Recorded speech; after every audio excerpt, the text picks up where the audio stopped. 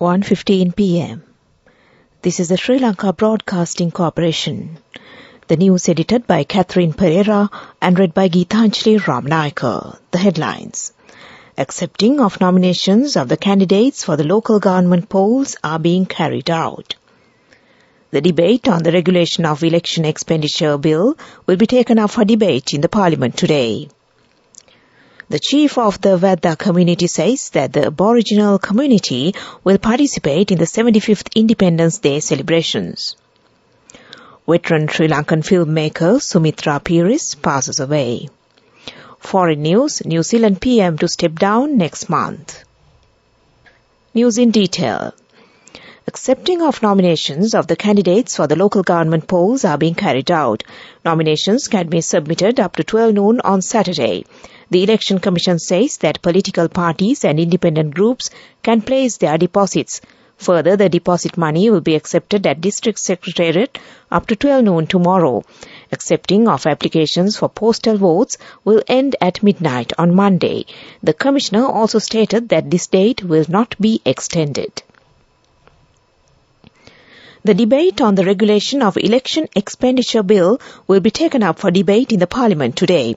However, the Committee on Parliamentary Business, which met yesterday, decided that the second reading of the bill would be debated in the Parliament today from 10:30 a.m. to 5 p.m.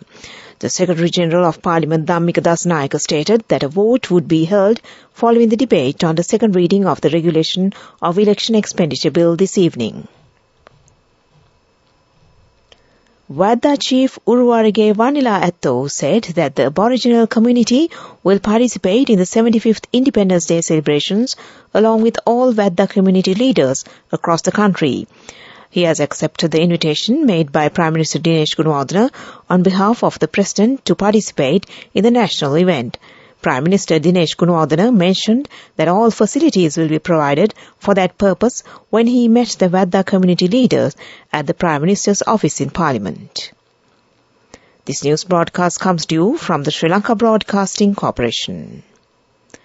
Minister Vijayadasa Rajapaksa says that a Judicial Service Commission has taken necessary measures regarding the discipline of the judges. He made these remarks in replying to questions raised by some parliamentarians on providing 10,000 rupees by Magistrate Tharanga Mahavithana to buy medicine for respondent parties. Minister Bandula Gunawardena said that the government aims to enhance the stability of the transport service. Currently, 4,700 SLTB buses are operating in the island. Arrangements have also been made to add 1,000 more buses in line with the 75th Independence Day celebrations. Sumitra Piris, the first Sri Lankan female filmmaker and also the beloved wife of the late veteran Sri Lankan film director Lester James Piris, has passed away this morning at the age of 88. She had reportedly passed away while undergoing treatment at a private hospital in Colombo. Born in 1934, she was aged 88 years at the time of her demise. Her contribution to the development of Sinhala cinema includes Gahanu Lamai, Gangadra, Yahaluwo, Maya, Sakman Maluwa, and Vaishnavi. Kalakirti Sumitra Piris has also served as Sri Lanka's ambassador to France, Spain, and the United Nations in the late 1990s. Sumitra started off her own cinema director debut with her first film, Gahanu Lamai, which was a box office hit and managed to bag many awards at the film festival at the time, whereas her next film, Gangadra, was another box office hit. MPs Pavitra Wannarachi and Jeevan Thondaman have been sworn in as cabinet ministers. According to the President's Media Division PMD, General Secretary of the Ceylon Workers Congress Thondaman took oaths as the Minister of Water Supply and Estates Infrastructure. Meanwhile, SLPP MP Wannarachi has been appointed as the Minister of Wildlife and Forest Resource Conservation. The ministerial portfolio of Wildlife and Forest Resource Conservation was left vacant following the resignation of Minister Mahinda Amaravira this morning. And that ends local news for now. The main news story is brought to you by Siddhalepa Veda Mahatmya. In the main news story, Minister Mahinda Amravira has announced that he would resign from his ministerial portfolio as the Minister of Wildlife and Forest Conservation. Accordingly, Amravira announced he would resign from the formation portfolio following President Ranil Wickremesinghe to appoint a new minister in his place. He noted, however, that he will remain as the Minister of Agriculture. Meanwhile, at least 2 cabinet ministers, including a female minister, are expected to be sworn in today. And that was the main news story. The main news story was brought to you by Siddhalepa Vedamahatmya. Brush your teeth twice a day for healthy teeth and gums. Supiriviki and Kakulu, your trusted brands in oral care for many years. Supiriviki Ayurvedic toothpaste for adults. Kakulu Ayurvedic toothpaste for kids. 9 Ayurvedic ingredients of Supiriviki will protect your teeth and strengthen your gums. Supiriviki and Kakulu, products from Siddhalepa. On Watchlight this afternoon, specialist doctor on virus disease of the Medical Research Institute, Jude Jayamaha, said that there seemed to be an increase of reporting of patients infected of influenza A variant. At a media briefing held in Colombo today, he stated that the increase has been caused due to the prevailing cold weather pattern at night and low temperature during the daytime. The health sector has informed the public to take treatment at the first instance of the symptoms. Priority should be given for the pregnant mothers and the elderly people. And that came to you in Watchlight. Coming up, World News.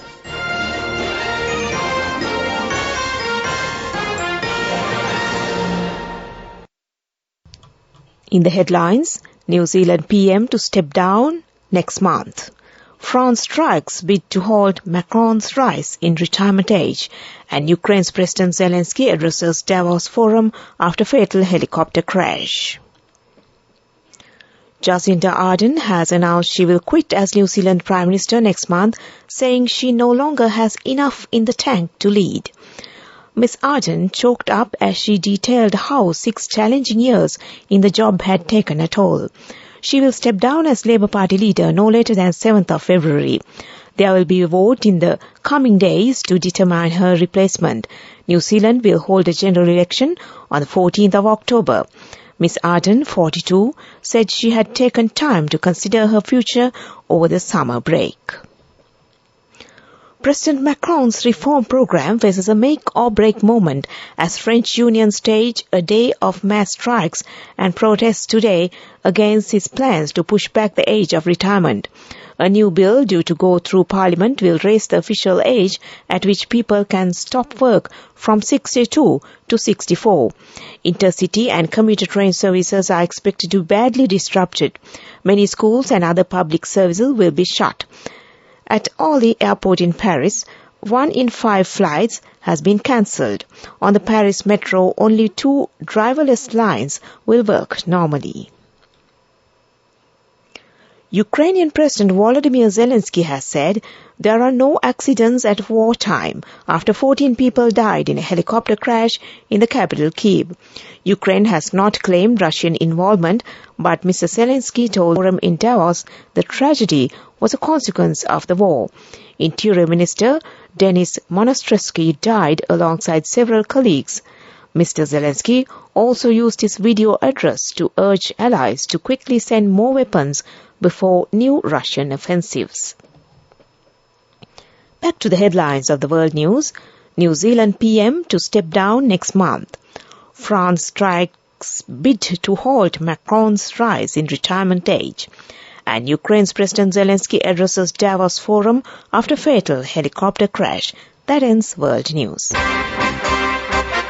Development news. Water supply from the Uma Oya Irrigational Project to the Mahagal Vava Irrigational Project is being carried out in the Hambantota district.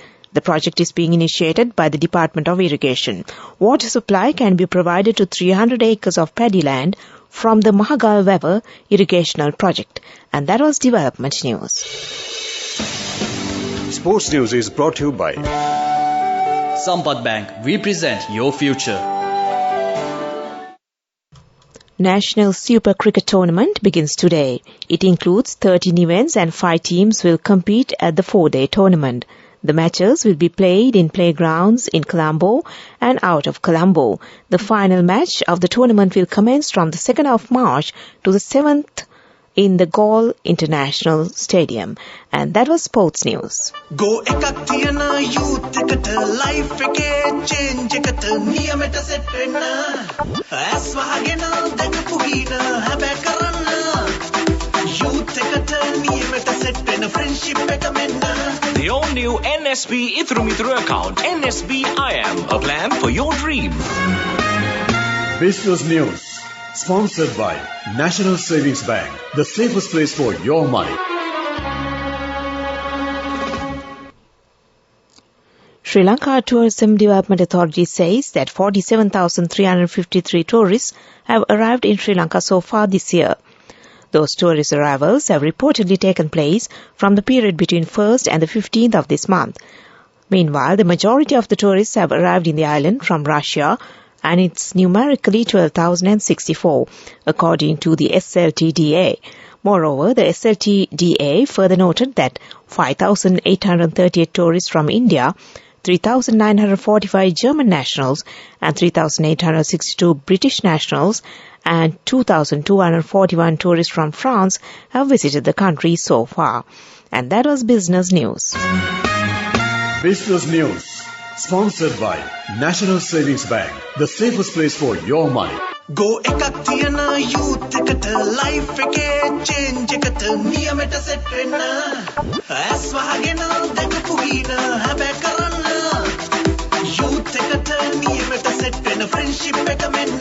The all-new NSB Ithru account, NSB IM, a plan for your dream. Economic news, courtesy of LONC Finance is taking the power of innovation to the next level, winning 5 golds at the Technovation Awards 2022, leading the digital revolution with cutting-edge interbanking digital payments. LONC Finance claims the overall gold award whilst also claiming an extraordinary victory in digital banking. In economic news, green gram cultivation has been expanded in the Hambantota district. The District Agriculture Committee has decided to cultivate green gram in more acres of paddy lands from the forthcoming yallow season. The objective of this move is to enhance the economy of the farmers. And that was economic news. LONC Finance is taking the power of innovation to the next level, winning 5 golds at the Technovation Awards 2022, leading the digital revolution with cutting-edge interbanking digital payments. LONC Finance claims the overall gold award whilst also claiming an extraordinary victory in digital banking. Weather report. Mainly fair weather will prevail over most parts in the island. Strong gusty winds of about 40 to 50 kilometers per hour can be expected at times over north central, northwestern and over province and in the Hambantota district. And that was the weather report. And before we conclude this news broadcast, the headlines once again. Accepting of nominations of the candidates for the local government polls are being carried out. The debate on the regulation of election expenditure bill will be taken up for debate in the Parliament today. Chief of the Vadda community says that the Aboriginal community will participate in the 75th Independence Day celebrations. Veteran Sri Lankan filmmaker Sumitra Piris passes away. And in foreign news, New Zealand PM to step down next month. And with that, we end this news broadcast from the Sri Lanka Broadcasting Corporation.